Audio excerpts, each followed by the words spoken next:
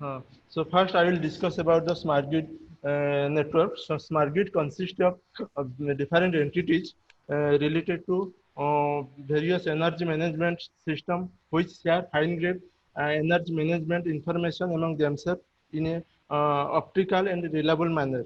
Such delivery is accelerated through intelligent transmission and distribution network consist of various units like phasor management unit and remote control unit and master control unit and users in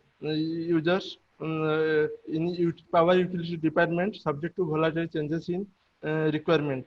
So still there is data security and privacy issue in smart grid environment because adversary can compromise the data as well as the adversary can get power uses information from the smart grid data generated by smart meters. So data security and privacy is essential in smart grid network.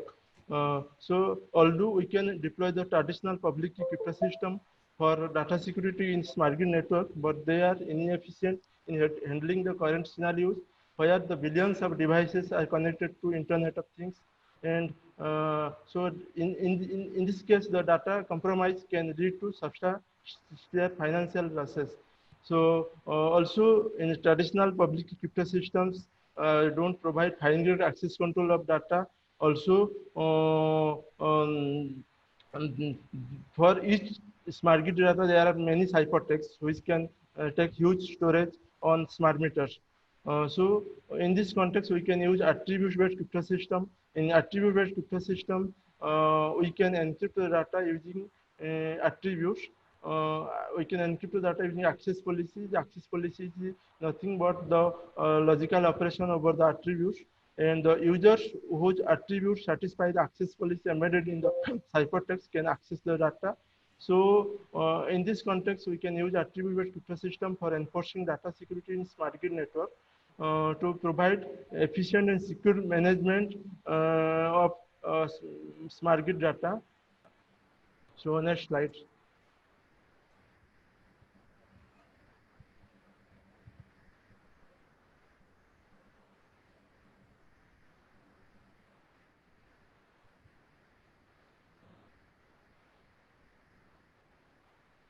So requirements in the context of smart grid, there are because now if you deploy the current attribute-based crypto systems in smart grid, they have several limitations.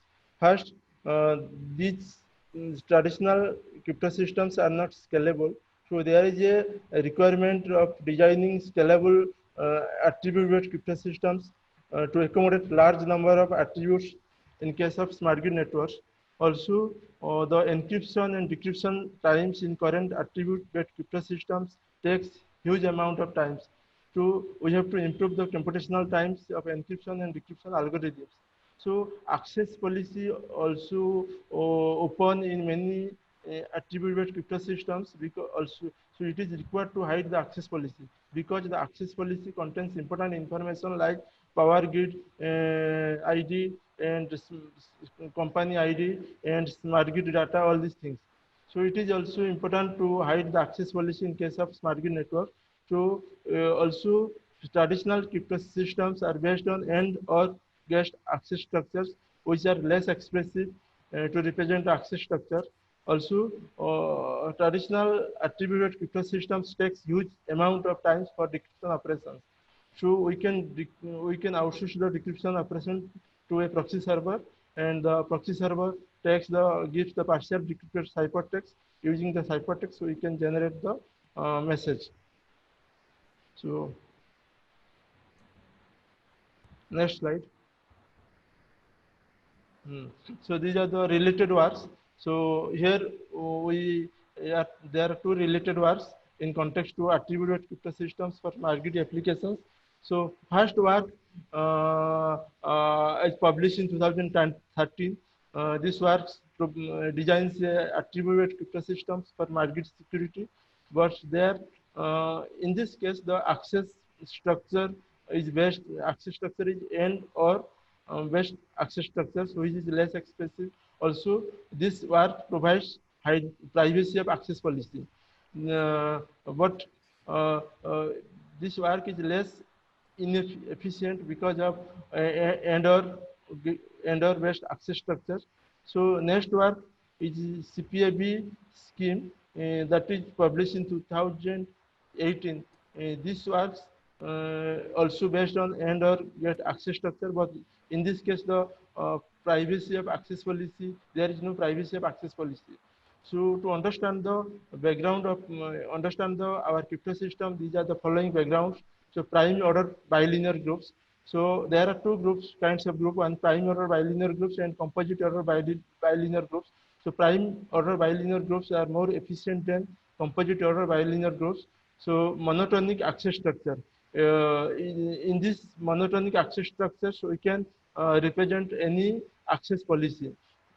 So next mathematical concept is linear secret sharing scheme. In this is a secret sharing scheme. It is used to share the secret among different participants. When the different participants can also reconstruct the secret using some mathematical derivations. So another concept is anonymous key aggregate protocol. It is a kind of protocol in order to generate the share secret key in between two parties. So next, so SCADA architecture forms the backbone of our system model. In SCADA architectures, mm,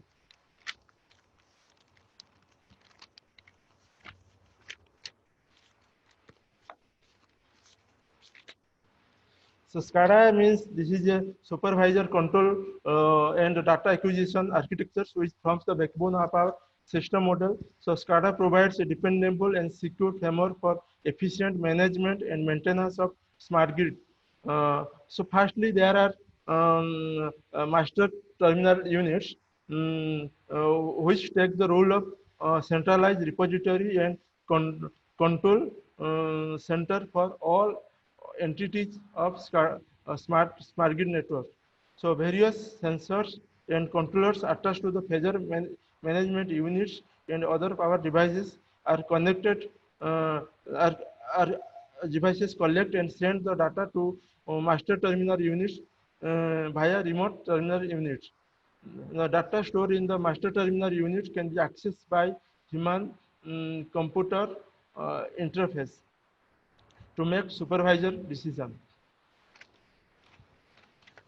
So with increasing the complexity of design of decentralized smart grid infrastructure, so multiple operators from different organizations manage different grid entities in a common storage environment with varying trust domain. So in our system model, we can categorize. So next slide, please.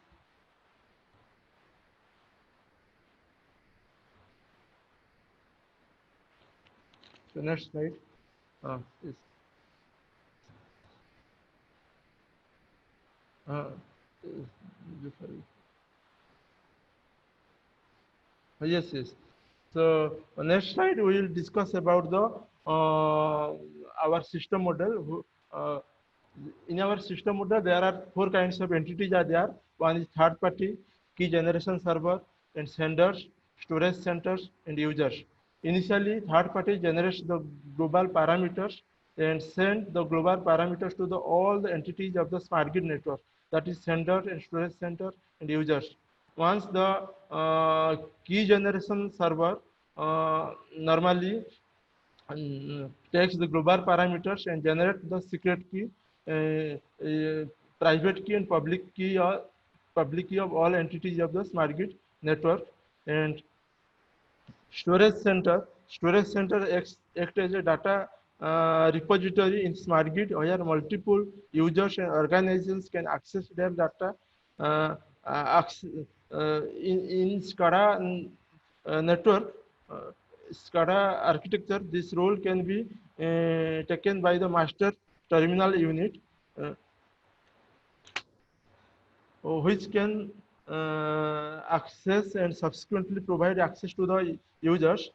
Since multiple competitive organizations access the data from the same storage center, uh, so storage center as security risks can arise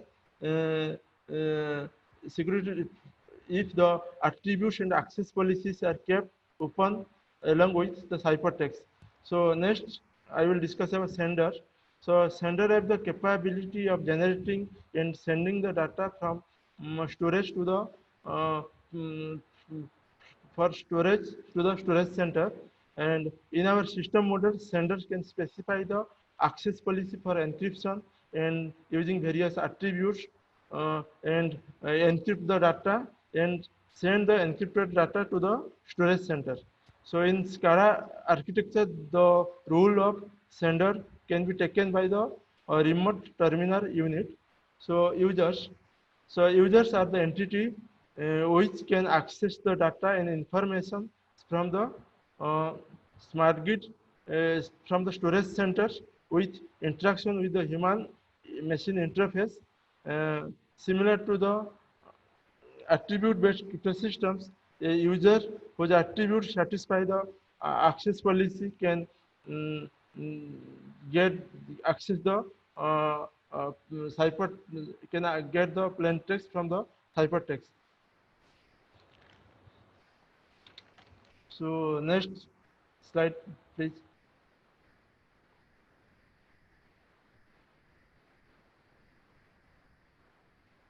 So next slide.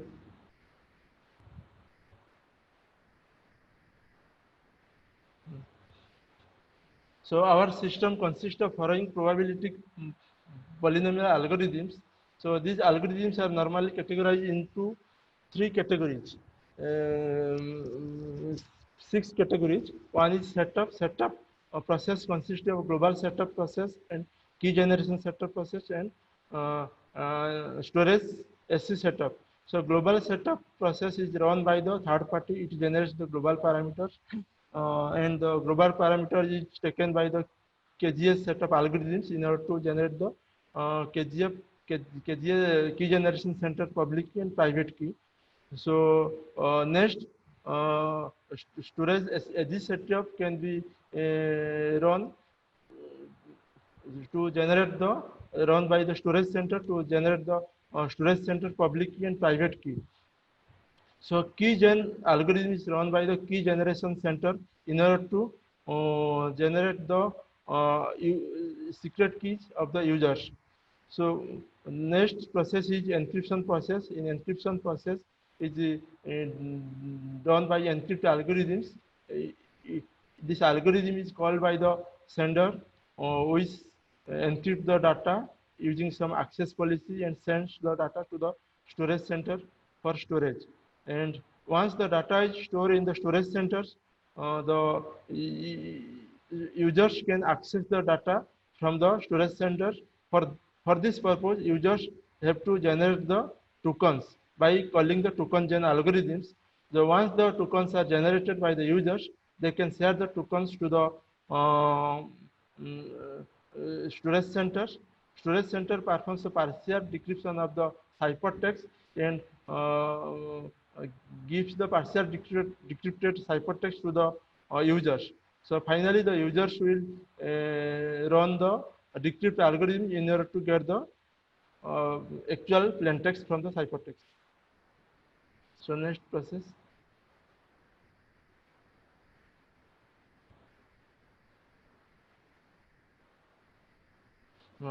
So we analyze the security of our design from three perspectives. One is data confidentiality. So data, because we are our construction is encrypting the data, so it is trivially this proof we can trivially done from our design. So then access policy, privacy. As I told that the access policy can contain some sensitive information of the smart grid networks. So it is also important to hide the access policy from the attackers. So we prove the access policy privacy proof using anonymous one-way key aggregate protocol, the collision resistance. So in this case, the attackers colluding with each other and so their main intention is that if one attacker is not able to get the ciphertext from the get the plaintext from the ciphertext, so two or three attackers, they can combine their attributes and try to recover the message from the ciphertext. So this proof is ensured by our design. So if you follow our papers, we can get the proofs.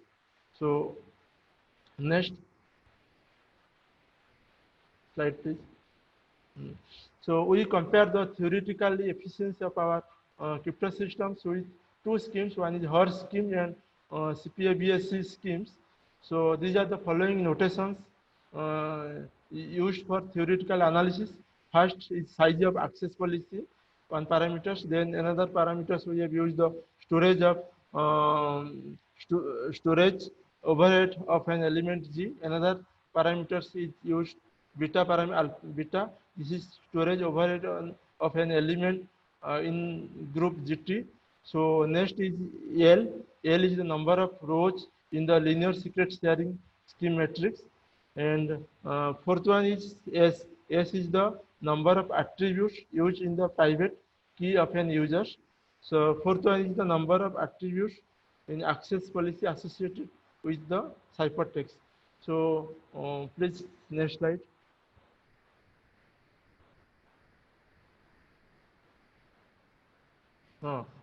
First, there are two tables. One first table presents the key features of our schemes with her schemes and scheme 4 and 5. We can notice from the table 1 that scheme 4 and 5 are based on end or threshold gates, which are less expressive. So, but our scheme is based on linear LSS based access, linear secret sharing based access structure.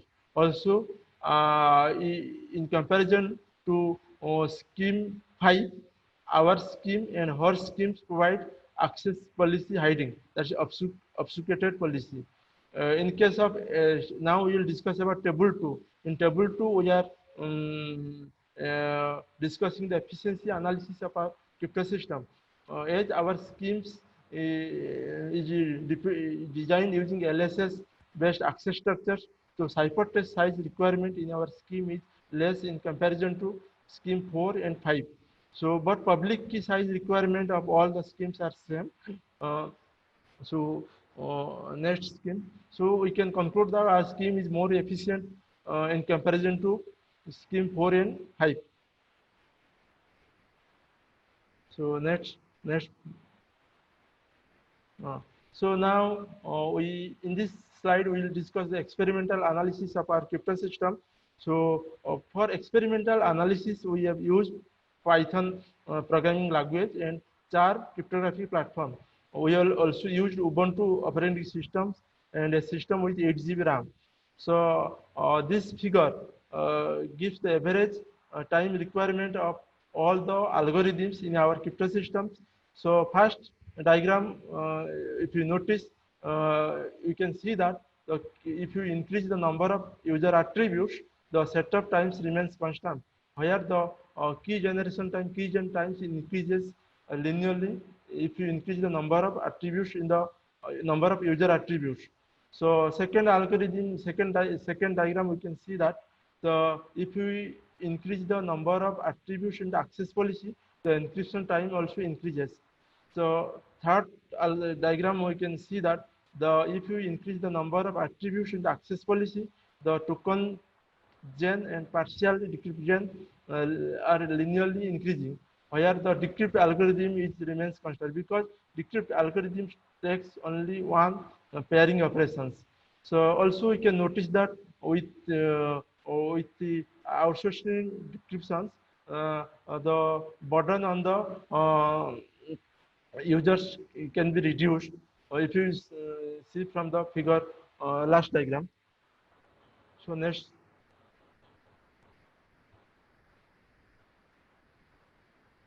So conclusion and future work. So finally, we can conclude that we have designed a practical policy obfuscated attribute-based crypto system suitable for applications in market network.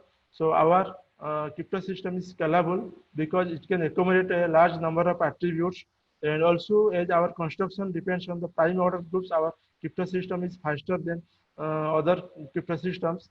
And also, in this case, we are also hiding the access policy. The the access policy is preserved. Then fourth one is expressive and efficient policy, because our crypto system uses LSS based access structure, so it is more expressive and efficient. So fourth one is the burden on the users get reduced due to use of outsourcing decryption. So this is the whole about the now our future work is that, because encryption operation is also costly operation, so we can reduce the sender encryption overhead by partial encryption and outsourcing for encryption to a semi-trusted remote server, followed by a secure verification of full encryption. In this case, we can outsource the encryption operation to a semi-trusted remote server, and also we can verify. Verification is also important in this case. So for second future work is design is, because if you notice that if you increase the number of attribution, the access policy, also the ciphertext size is also getting increased. So our future work is also designing a expressive constant size attribute-based crypto system with hidden access policy, which can suitable for smart grid network. So this is all about my presentation. If any question answers are there, I can discuss. Thank you very much, Sid, for presenting your work. We have questions, but we're only going to be able to take one of those just because of time. So it says in your architecture diagram, you had human-machine interface. So the question is, how are humans involved in the key management for the RTU and for the PMU? So actually, sir, the human is not involved in key management system, because in our crypto systems, there are three processes. If you see our constructions, one is setup, global setup process. Actually, in global setup process, there are it detects some security parameter, generates the global parameters. Then there are key generation center and storage center. They are normally involved in key generation for the users. So, sorry, carry on. Have you finished? Yes, sir. So we could probably squeeze in the other one there. So it just says that in the context in terms of your design, was that influenced by your understanding of that there is no institutional learning mechanism guiding the development? So this is about new cryptographic solution. So what would have influenced your design? Are there things that you want us to know that influence the design? Yes, sir. Actually, our future work is to improve the current smart grid based attribute-based crypto systems. So normally, what happens in our previous work? So the size of hypertext gets increasing with increasing the number of attributes to access policy. This is one requirement. So there is a requirement of constant size hypertext. And second one is that encryption operation is just very costly operation. So we can outsource the encryption of operation to a semi-trusted third party. Thank you very much. And with that, that concludes Sid's presentation. And we have another one following at the back of this.